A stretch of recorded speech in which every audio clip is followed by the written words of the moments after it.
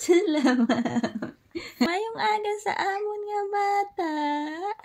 Nga bagong ta. Wala na ikaw diri lola. Naglakad na ang lola mo. Ang buko hindi pagkapte. Good morning mga langga. And ayun nga, kagising na ng aking anak. Yung kanyang tatay is hindi pa dumarating kasi nagatid siya ng aking binan doon sa airport. And today is Sabado or Sabado de Gloria. Kung sa aton nga relihiyon sa Katoliko, kay Holy Week pa lang diri sang relihiyon sa Orthodox sa Romania. And also, today is the birthday of our tati. Today is the birthday of our tati, da? Lamulchan, tati! Happy birthday, tati! Bago umalis ang aking Jenan, binigay niya na yung kanyang regalo sa kanyang anak kasi nga birthday today. At ito yung kanyang binigay. It's a t-shirt. Meron pala kami ditong rabbit and egg. Kasi nga para yan sa Holy Week dito. Every Holy Week talaga naglalagay yung aking Jenan ng ganito. Sad to say lang na hindi nga siya makaselebrate ng Holy Week. Nakasama kami kasi nga bumalik na siya sa kanyang work. Tapos gumawa rin siya ng egg. Pero isang color lang yung ginawa niya. Hindi ako gumawa this year kasi nga meron akong anak. Pero last year gumawa ako nito pero naglagay ako ng mga decoration. Yung sabyanan ko is very simple lang. Color red lang yung nilagay niya na kulay sa egg. Tapos yung iba dito is dadalhin namin tomorrow doon sa aming ninong.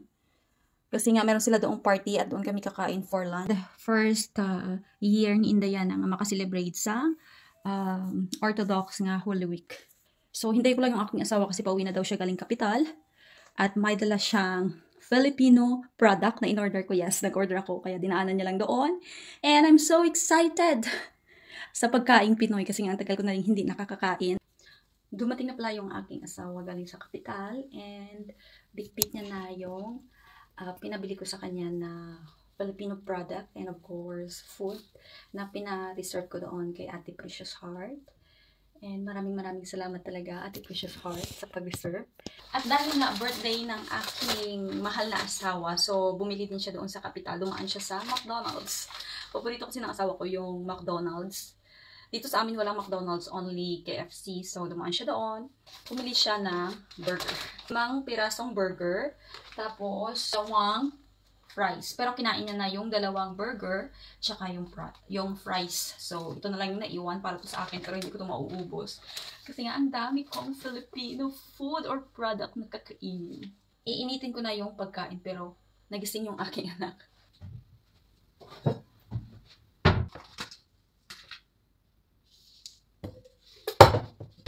Hindi pala kami naganda ng aking asawa para sa kanyang birthday kasi nga tomorrow is pupunta naman kami doon sa aming ninong sa kasal at maraming pagkain doon. At ito pala yung niluto ng aking biyanan bago siya umalis. Hindi talaga ito mawawala sa aming bahay, yung RD Umplutes.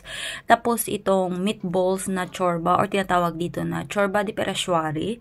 Tapos meron din kaming kusonak na dadalhin namin tomorrow sa aming ninang yung creme na flavor kasi hindi ko masyadong bet yung kanyang lasa. Tapos meron din pala kaming capsuni or strawberry na binili rin ng aking biyanan. Nabuksan ko na pala yung balot. Hindi ko na pinapakita sa inyo. Tapos na rin ako kumain. Ginataang shrimp with kalabasa. Kasi nagbabadala ako kumain. Yung anak ko is bisina. Pero yung balot is hindi ko lang kainin. And masarap.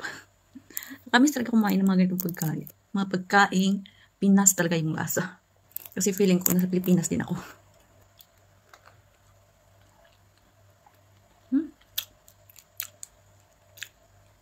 Yung mga ganitong pagkain na lang yung nagpapasaya. Sa tulad ko ngayon nirahan sa ibang bansa. So, let's eat the balut.